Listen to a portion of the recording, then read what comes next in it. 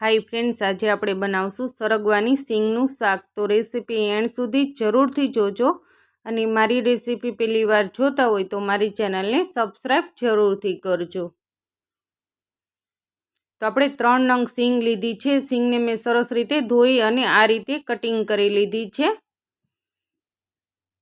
આ રીતે આપણે બધા એક જ હરખા ટુકડા કરી લીધા છે। હવે આપણે આને બાફી લેશું।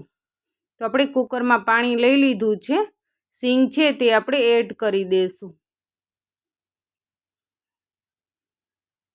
હવે આપણે ગેસ ઉપર મૂકી દેશું અને 2 સીટી થવા દેશું। તો આપણે ગેસ ઉપર મૂકી દીધું છે કુકર। આમાં આપણે સ્વાદ પ્રમાણે મીઠું એડ કરશું।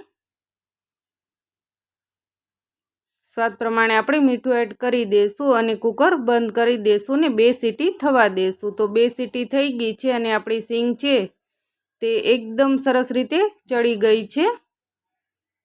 આ રીતે હું તમને કટિંગ કરીને પણ બતાવું। એકદમ સોફ્ટ થઈ ગઈ છે, વધારે કૂક નથી કરવાની। હવે આપણે પેનમાં થોડું તેલ એડ કર્યું છે, ચપટી આપણે હિંગ એડ કરશું। આ ચણાનો લોટ છે તે આપણે શેકી લેશું। તો આપણે ધીમા ગેસ ઉપર જ આ લોટ છે તે શેકવાનો છે। એકદમ સરસ ગોલ્ડન બ્રાઉન થઈ જાય ને ત્યાં સુધી આપણે લોટને શેકી લેશું। લોટ શેકાશે એટલે સુગંધ પણ સરસ આવવા લાગશે।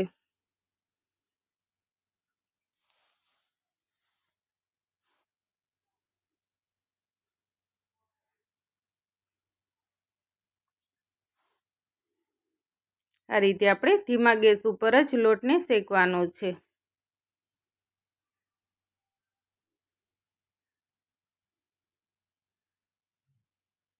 તો તમે જોઈ શકો છો કે આપણા ચણાના લોટનો કલર છે તે થોડો ચેન્જ થઈ ગયો છે। આપણો લોટ છે તે એકદમ સરસ રીતે શેકાઈ ગયો છે। આને આપણે પ્લેટમાં લઈ લેશું। તો આપણે આ છાશ લીધી છે, ચણાનો લોટ છે શેકેલો, સરગવાની સિંગ છે બાફેલી, આદુ મરચાં અને લસણની પેસ્ટ છે, ટમેટું છે અને ધાણા ભાજી છે, બધી જ વસ્તુ છે તે આપણે લઈ લીધી છે। હવે આપણે શાકનો વઘાર કરશું। તો આપણે પેનમાં તેલ ગરમ કરવા મૂકી દીધું છે। અડધી ચમચી રાઈ, અડધી ચમચી જીરું એડ કર્યું છે। રાઈ અને જીરું છે તે સરસ રીતે સતળાઈ જાય એટલે આપણે ચપટી હિંગ એડ કરશું। મીઠા લીમડાના પાન એડ કરશું અને આદુ મરચાં અને લસણની જે પેસ્ટ છે તે આપણે એડ કરી દેશું। આને આપણે તેલમાં સાતળી લેશું।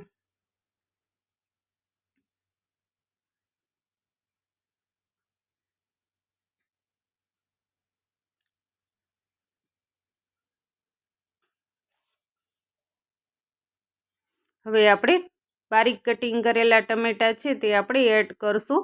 તો મેં અડધું જ ટમેટું લીધું છે, વધારે ટમેટાનો ઉપયોગ નથી કર્યો, કારણ કે છાશ હોય એટલે આપણે ટમેટાનો ઉપયોગ નથી કરવાનો। ખાટી છાશ હોય તો, જો મોરી છાશ હોય તો તમે ટમેટાનો ઉપયોગ કરી શકો છો। આ રીતે આને તેલમાં સાતળી લેશું એકદમ સોફ્ટ થઈ જાય ને ત્યાં સુધી। તો આપણા ટમેટા છે તે એકદમ સરસ રીતે કૂક થઈ ગયા છે। આ રીતે આપણે તેલમાં સાતળી લેવાના।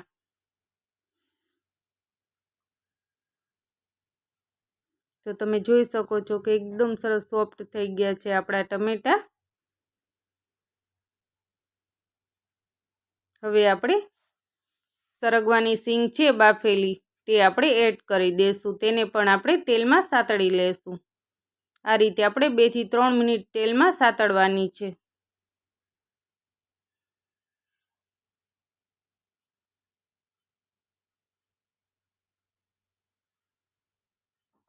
હવે આપણે મસાલા કરી લેશું। ચપટી આપણે હળદર એડ કરશું, ચપટી આપણે ગરમ મસાલો એડ કરશું, ચપટી આપણે ધાણા જીરું પાવડર એડ કરશું, 1 ચમચી આપણે લાલ મરચું પાવડર એડ કરશું। બધા જ મસાલા છે તે આપણે સરસ રીતે મિક્સ કરી લેશું।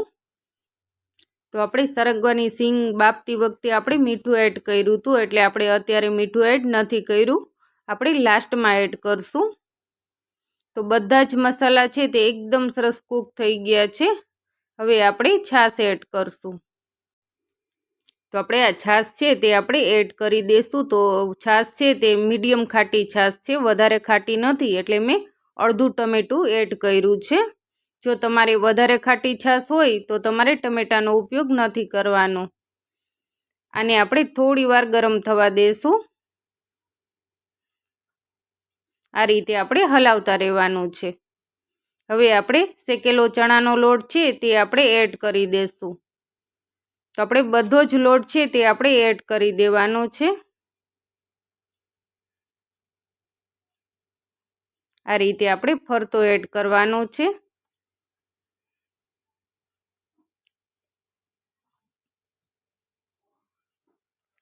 તો આપણે બધો ચણાનો લોટ છે તે આપણે એડ કરી દીધો છે. હવે આપણે 2 થી 3 મિનિટ માટે થાળી ઢાંકી અને રહેવા દઈશું.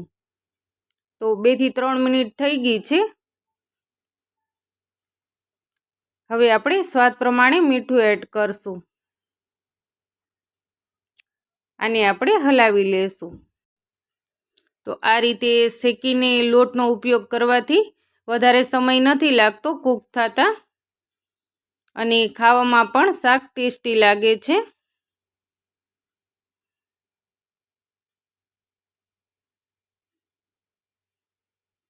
હવે આપણે ઉપરથી ધાણા છે તે આપણે એડ કરી દઈશું.